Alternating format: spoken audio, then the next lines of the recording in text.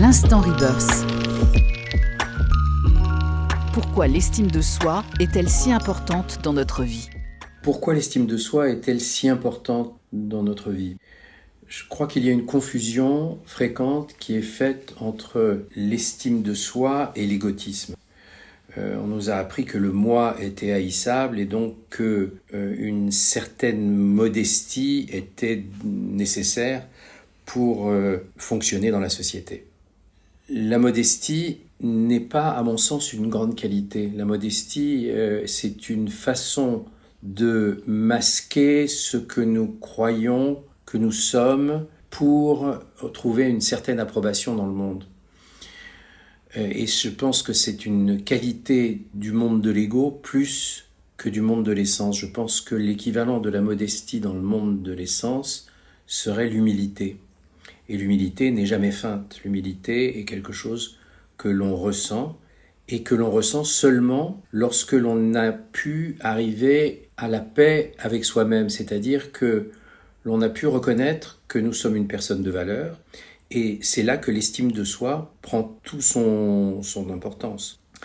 Si je n'ai pas d'estime de moi-même, si je ne reconnais pas que je suis une personne qui mérite l'amour et l'attention, je serai très probablement dans un tel malheur intérieur que j'aurai besoin d'essayer de me prouver le contraire en permanence et de trouver de l'approbation et de l'amour partout où je peux imaginer que je peux en susciter.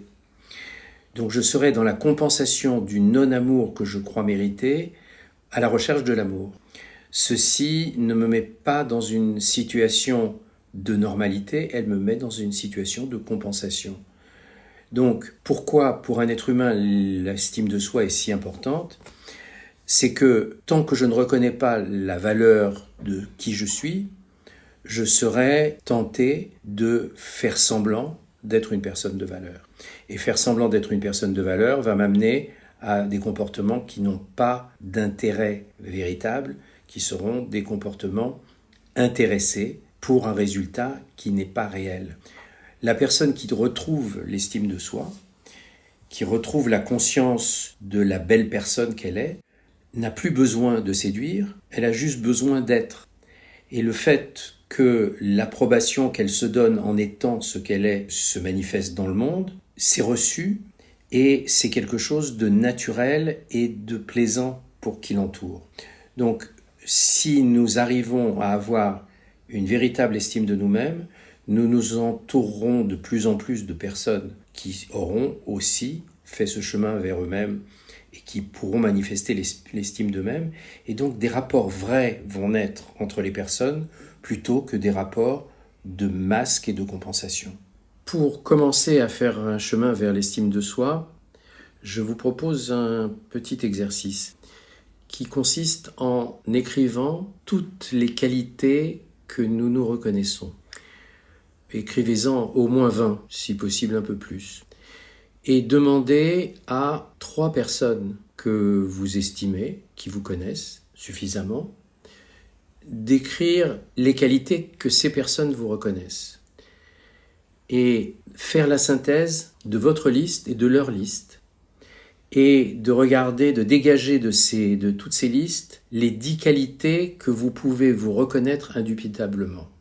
Et tous les jours, les relire et les reconnaître et vous autoriser à les exprimer de plus en plus dans votre vie. Comment savoir si nous avons fait des progrès en estime de soi ? En évaluant le besoin que nous avons de convaincre, en évaluant le besoin d'approbation que nous avons par rapport à l'autre. La personne qui a fait des progrès en estime de soi voit que son besoin de convaincre et de séduire le monde ont diminué ou disparu, puisque nous avons réussi à nous convaincre nous-mêmes et à nous séduire nous-mêmes. Donc, tous ces besoins d'avoir un retour de la part de l'extérieur pour confirmer notre valeur ne sont plus nécessaires.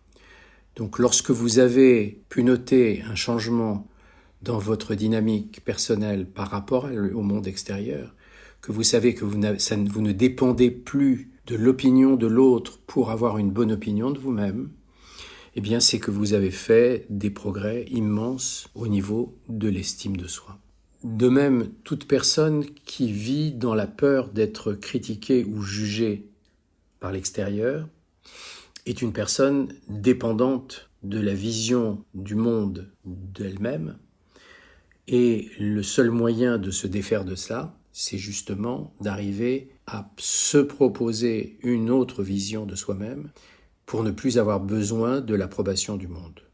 Si une personne me critique et que j'en suis irrité, c'est sans doute que inconsciemment, je partage cette critique envers moi-même.